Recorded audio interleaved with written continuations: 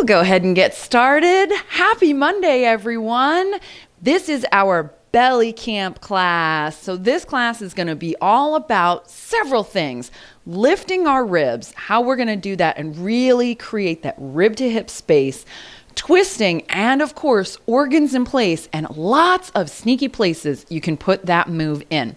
So let's go ahead and get started with our belly camp. Traditional oil wells are fantastic for the entirety of the core, but specifically they really focus on the back half of the core, from the tailbone, wings out to the edge of the shirt, back up between the shoulder blades and to the shoulders themselves is what that move is for. It helps you lengthen your spine by diving through, and then pulling all that tight, lengthening the spine here is great.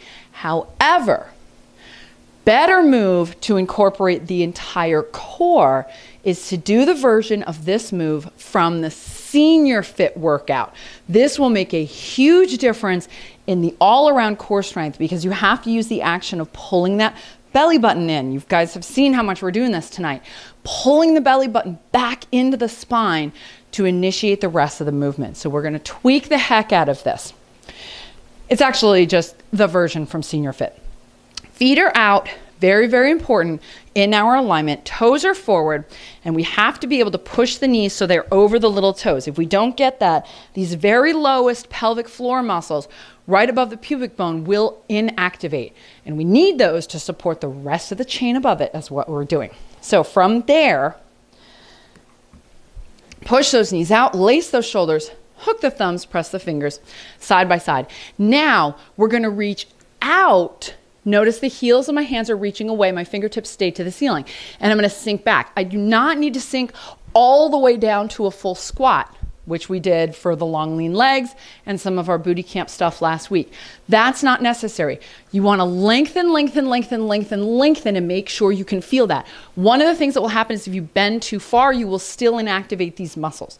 So it's a little better to stay slightly higher than you would normally so you can push the hips out and keep feeling right here on these Y flexors working to tug the bottom of the pelvic floor apart and tight.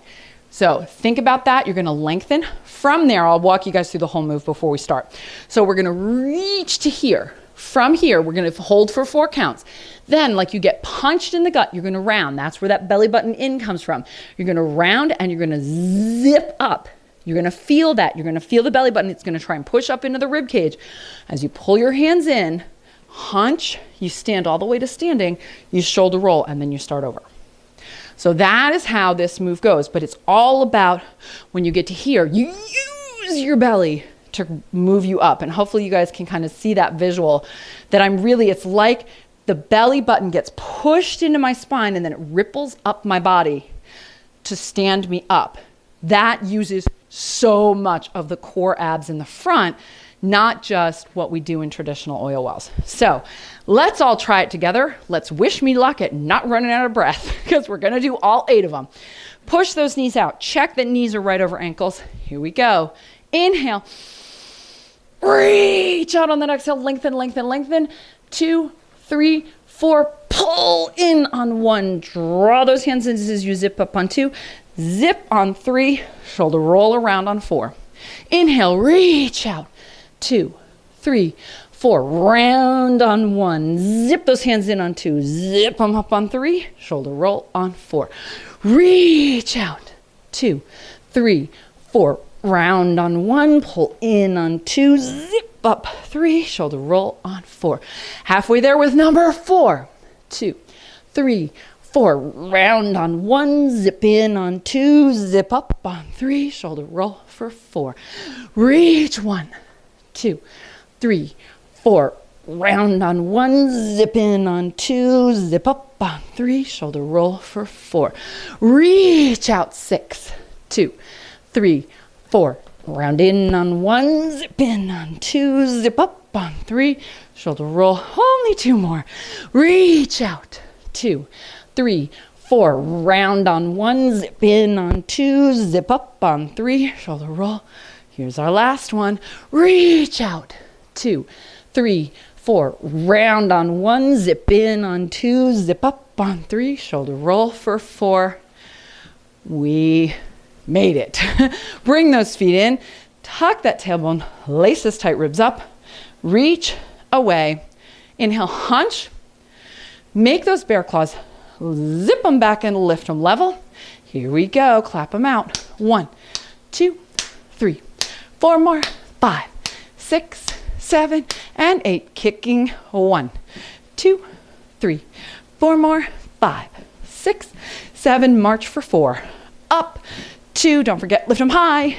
4, T-tap twist is next. I still felt them on my legs and like the back of my legs. Does that mean I must be leaning forward or something? Or a little bit. It also could potentially be that you have tight hamstrings, which again, I know that you're seeing the chiropractor right now for some other stuff with your hips, but that imbalance may be what's causing some of the root problems. So having this flexibility is limiting you a little bit. Practice them against a wall, and you could super slow it down. And even like to the point where you could almost like hold yourself against the wall. So rather than do the normal arms, like kind of press back into the wall with your hands down, and then feel as you lift up, tucking higher, if you get that tug in the leg, because that'll tell you that that's probably happening. And that'll start to give you a little bit of an idea of your range of motion as well. So try that during the week. That's your homework. You don't have to do 2 full sets against the wall. But just to test that range of motion and see if you feel that hamstring tug while you're trying to lift that knee higher than you're used to might give you a little indication of what type of stretches you want to work on in order to get the ab strength and the hip mobility you want. Thanks. You're welcome. Awesome class, you guys. If there are no more questions, I am going to verify, but I think next week we might be doing a more Sugar Busters workout. So this is going to be another new one.